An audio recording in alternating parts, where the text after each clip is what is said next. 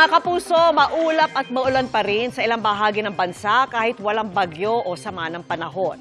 Base po sa datos ng Metro Weather, may mga pag-ulan bukas sa ilang lugar sa Northern Luzon, Aurora, Mimaropa, Bicol Region, ilang bahagi ng Visayas at Mindanao, lalo na po sa hapon at gabi.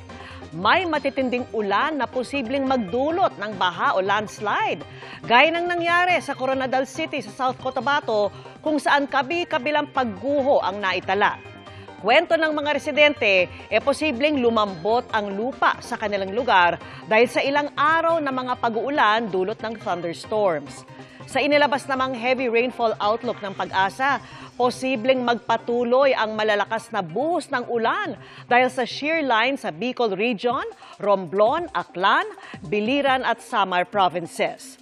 Magiging maalo naman at delikado pumalaot sa northern seaboards ng Northern Luzon. Samantala, sa mga hahabol sa misa ngayong gabi sa Minor Basilica and National Shrine of Jesus Nazareno o Quiapo Church, posible pa rin maging maulap at hindi pa rin inaalis ang tsansa ng panandali ang ulan. Halos ganyan din ang inaasahang panahon bukas sa Metro Manila.